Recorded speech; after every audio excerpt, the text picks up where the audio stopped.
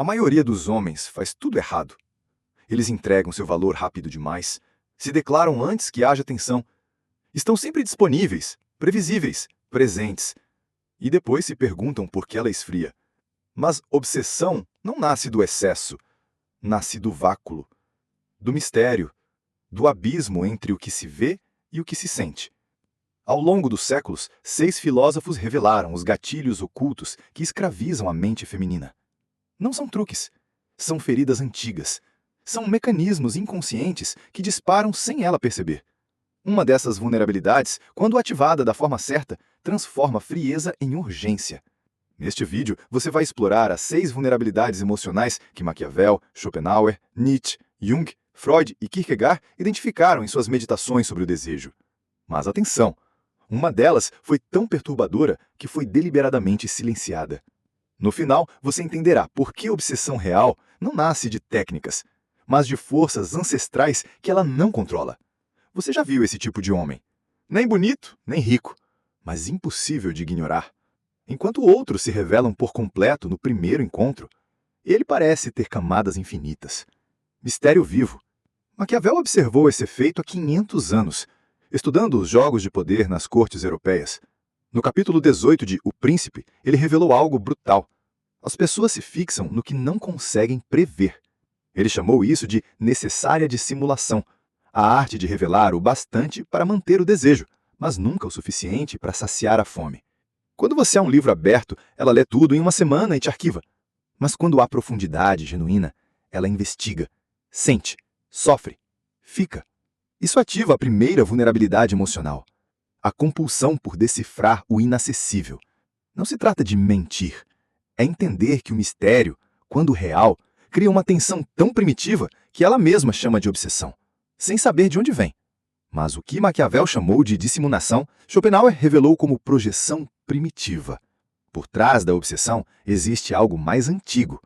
Ela não deseja você, deseja o símbolo que você representa. Arthur Schopenhauer foi criado por uma mulher fria e cercado por mulheres intensas. Foi rejeitado pela mãe e depois pelas amantes que sufocavam com afeto. Ele fugia sempre que o amor ameaçava se tornar prisão. Dessa dor, ele extraía uma revelação brutal.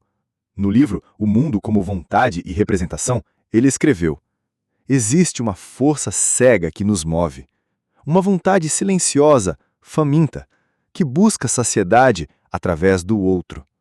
Mas nas mulheres ele viu algo específico. Elas não veem o homem como ele é. Veem como se fosse uma tela em branco onde projetam o que está faltando nelas. Não é consciente, é instintivo. Ela olha para você e vê a segurança que o pai não deu, a intensidade que a rotina apagou, a força que ela perdeu em si mesma. Mas aqui mora o paradoxo fatal. Se você tenta ser o que ela procura, ela deixa de projetar. Se você tenta preencher conscientemente seu vazio, você desaparece como símbolo. A vontade, essa força surda, só se fixa no que é difícil, inacessível, raro. O que vem fácil, ela arquiva. O que é oferecido, ela rejeita. Você vira mais um. Essa é a segunda vulnerabilidade emocional. A projeção das carências não resolvidas. Ela só projeta se você não tentar. Se ela busca estabilidade, você a demonstra com presença sólida, não promessas. Se ela busca intensidade, você oferece magnetismo, não declarações desesperadas. Schopenhauer entendeu. O desejo feminino é ativado não por esforço, mas por ausência estratégica. Ela precisa suspeitar que você pode preencher um buraco que nem ela conhece. Mas isso só funciona quando você não tenta preencher. Você está lá, firme, complexo, difícil de nomear. E exatamente por isso, impossível de esquecer. Nietzsche ampliou a ferida que Schopenhauer revelou. Ele viu que desejo não nasce apenas de projeção, nasce também de hierarquia. Quanto menos você precisa dela, mais ela sente que precisa de você. Aparentemente ilógico, profundamente verdadeiro. Nietzsche viveu essa dinâmica com dor cirúrgica. Ele se apaixonou por Lu, André e Salomé. Se declarou, implorou. Foi ignorado, descartado, mas da rejeição nasceu sua filosofia. Ele percebeu algo perturbador. Existe uma estrutura invisível nos vínculos humanos. As pessoas são atraídas por quem ocupa posições superiores dentro dessa estrutura. Em Além do Bem e do Mal, Nietzsche cunhou o termo vontade de poder, não sobre controlar os outros, mas dominar a si mesmo. Esta é a Kive. O homem que não depende da aprovação feminina se eleva automaticamente aos olhos dela. Nietzsche chamou isso de superioridade inconsciente. Não é arrogância, é energia limpa. É presença de alguém com missão. Ela sente, ela cheira, ela reage. Quando um homem está emocionalmente completo, quando não busca validação, ele ativa um tipo de fascínio que derruba defesas e desafia o ego feminino. A obsessão começa a nascer ali. O homem que precisa dela é previsível. O que seria feliz sem ela é misterioso. Ela sente vontade de conquistar aquele que não pode ser possuído. Essa é a terceira vulnerabilidade emocional. A atração pela superioridade inconsciente. Ela testa, provoca, pressiona, só para entender de onde vem sua firmeza. E quase todos os homens falham nesse teste. Na presença de uma mulher bela, eles hesitam, agradam, se moldam, se tornam espelhos do desejo dela, e ela perde o interesse. Mas o homem que mantém sua verdade, suas ideias, seu silêncio, ele comunica algo raro, acesso a uma fonte de valor interna, que não depende da aprovação feminina. Nietzsche entendeu que isso ativa competição. Ela começa a se perguntar, por que ele não me quer como os outros? Essa dúvida é veneno e vício. Ela precisa descobrir, precisa entender. E quanto mais ele não explica, mais ela mergulha. Carl Jung não estudou mulheres. Ele estudou o inconsciente feminino e descobriu algo que ninguém ousava nomear. Existe dentro da psique da mulher uma figura mítica. O homem idealizado que ela busca, mesmo que sem saber. Não é um homem real, é um arquétipo. Ela não se apaixona por quem você é. Ela se apaixona pelo quanto você encarna esse símbolo ancestral que habita o inconsciente dela. Esse arquétipo não é gentil, não é previsível, não é acessível. Ele é denso, poderoso, misterioso. Ele não muda para agradá-la. Ele permanece inteiro, mesmo diante da beleza, mesmo diante da carência, mesmo diante da paixão. Jung chamou isso de ânima, a imagem simbólica do masculino que vive na alma feminina. Ela deseja esse homem, mesmo quando não compreende, mesmo quando diz que quer outro tipo.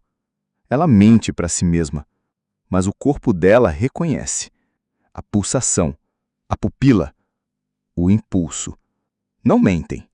Quando você tenta ser o homem ideal para ela, você fracassa. Porque o arquétipo não se molda, ele impõe, ele transcende. E é isso que ativa nela a quarta vulnerabilidade emocional. A necessidade inconsciente de completar o arquétipo masculino. Ela busca desesperadamente por alguém que encarne esse símbolo. E quando encontra traços, não forjados, mas autênticos, ela mergulha. Ela não quer um homem que mude por ela. Quer um homem tão sólido em sua essência, tão inabalável em sua missão, que a presença dela seja incapaz de desviá-lo. Esse homem representa segurança, força, destino, e por isso torna-se irresistível. Mas o erro de quase todos os homens é tentar encarnar esse arquétipo como performance. Fingem frieza, fingem mistério, fingem força. Mas a mulher sente. Ela sabe quando é encenação. O arquétipo só é ativado quando você realmente é, não quando você parece ser. E aqui Jung se distancia de Freud, porque para Jung O amor feminino não é apenas repetição de traumas. É uma busca simbólica, espiritual, psicológica, profunda. Ela deseja se unir ao arquétipo. E essa união a consome, a embriaga, a aprisiona, mas também a transforma. Se você encarna esse símbolo, você deixa de ser apenas um homem. Você se torna Espelho, labirinto, destino. Mas isso tem um preço. Porque quando ela projeta esse arquétipo em você, ela espera que você nunca caia, nunca vacile, nunca revele o homem comum que também existe em você. E se você revelar, ela se rompe, ela se decepciona, ela desperta, e você desaparece. É por isso que homens comuns, mesmo bem-intencionados, não geram obsessão, geram conforto, e o conforto adormece. Mas o homem arquétipo, aquele que não explica, não implora, não muda, este desperta o instinto ancestral, que ela mesma não entende. É ele que ela percebe, é ele que ela quer decifrar. É ele que ocupa seus pensamentos nas madrugadas. E mesmo que o tempo passe, ela não o esquece. Porque ela não desejava você. Desejava o arquétipo que, por um breve instante, ela achou ter encontrado. Freud não acreditava no amor. Acreditava em repetições. Padrões que o inconsciente recria até que sejam vistos ou destruam. O que chamamos de paixão, Freud chamava de transferência. Uma repetição inconsciente de vínculos emocionais mal resolvidos, geralmente da infância. Ela não está obcecada por você, ela está obcecada por alguém que veio antes e que você, sem saber, representa.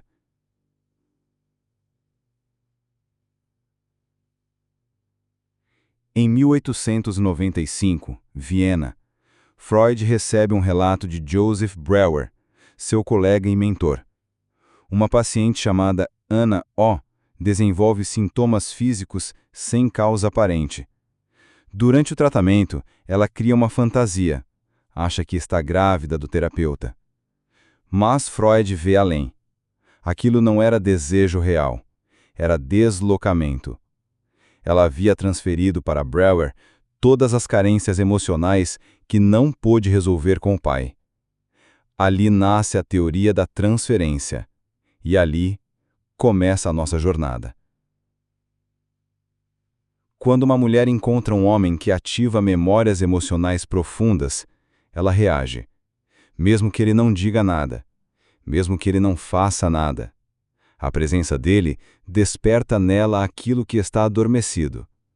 E o que está adormecido, grita. Essa é a quinta vulnerabilidade emocional. A transferência de padrões paternos não resolvidos. Ela olha para você e sente autoridade, ou proteção, ou distância. E nada disso vem de você. Vem de dentro dela, do que ela viveu, do que ela perdeu, do que ela ainda tenta curar. Mas, quanto mais você se aproxima com afeto genuíno, mais o feitiço se quebra. Porque a transferência não precisa de realidade, precisa de espaço. Ela precisa projetar em você o pai que falhou, o protetor que não veio, o homem que partiu. E quando você, sem saber, preenche esse molde simbólico, ela se vicia. Não em você, mas na possibilidade de finalmente corrigir o passado. Por isso ela fica, mesmo quando sofre, mesmo quando algo parece errado. Porque não é racional, é neurológico, é químico, é espiritual. O desejo dela por você não é desejo, é urgência. Ela sente que através de você poderá finalmente curar o que ficou inacabado. Mas isso tem um preço. Transferência cria obsessão, mas também gera colapso. Porque nenhum homem real pode sustentar eternamente as expectativas simbólicas de uma alma ferida. Você vira um espelho distorcido, e ela começa a te cobrar por dores que não são suas, a exigir curas que você não pode dar, a projetar ausências que nem sabia que tinha. E você, se não perceber, acredita que o amor dela é real, mas o amor dela é ritual. É uma cerimônia inconsciente para resolver algo antigo, algo ancestral, algo sagrado. Freud viu isso em centenas de pacientes, e você verá em dezenas de mulheres. Algumas vão te idolatrar, outras vão te odiar, mas todas estarão reagindo a um passado que você apenas encarnou. E é por isso que, muitas vezes, ela se afasta sem explicação, ou te prende sem razão, porque você não é você. Você é a metáfora viva de uma dor não curada. E enquanto essa dor viver, você será importante. Impossível de esquecer. Obcecadamente necessário. Mas, cuidado, porque se você se apegar a esse poder ilusório, você afunda junto. Você vira o pai que falhou, o salvador que não salva, o fantasma que volta para assombrá-la. A transferência pode te coroar, mas também pode te enterrar. Freud sabia, e você precisa saber também. Kierkegaard não teve medo de amar, teve medo do que o amor destrói: o mistério, a dúvida, o abismo. Ele amou Regina, mas quando ela o amou de volta, com entrega total, com previsibilidade, com segurança emocional, ele fugiu. Não por covardia, mas porque entendeu algo que muitos jamais compreenderão. A certeza mata o desejo. O amor absoluto, quando garantido, quando previsível, quando exposto, adormece o fascínio. Essa é a sexta vulnerabilidade emocional, a necessidade de incerteza existencial. Ela precisa da dúvida, não porque seja imatura, mas porque o desejo vive na tensão, no não saber, no talvez. Quando ela entende exatamente quem você é, o que sente, como reage, o que espera, o cérebro dela para de produzir a química da paixão. Você vira paz. Mas ela queria guerra, guerra emocional, guerra psíquica, guerra simbólica. Kierkegaard entendeu que obsessão só sobrevive quando existe risco, quando você não se entrega por inteiro, quando algo em você permanece inacessível. É essa angústia que a mantém acordada, é esse vácuo que mantém a chama. Mas existe um limite, porque entre o fascínio e o colapso, a linha é fina. E se você cruza, ela deixa de te amar e começa a se perder. É aí que surge a pergunta mais importante. Você quer que ela te ame ou que te obedeça? Quer ser livre ao lado dela ou dono da mente dela? Porque obsessão não é amor, é prisão. E ninguém ama algemado. Depois de tudo isso, uma verdade permanece. Você não quer ser viciante, quer ser necessário. Você não quer que ela precise de você. Quer que ela te escolha, de novo e de novo e de novo. Escolha não nasce da compulsão, nasce da consciência. E é com consciência que você deve usar tudo isso. Cada gatilho, cada vulnerabilidade, cada tensão. Não para controlar, mas para construir. Não para seduzir, mas para revelar. Agora que você sabe, o poder está nas suas mãos. E se quiser aprender como usar esses mesmos princípios de Maquiavel em contextos de liderança e influência, clique agora no vídeo que vai aparecer na tela. O próximo passo não é conquistar corações, é conquistar respeito e presença. Clique agora, porque o conhecimento que vai encontrar pode, na verdade, mudar a sua vida hoje.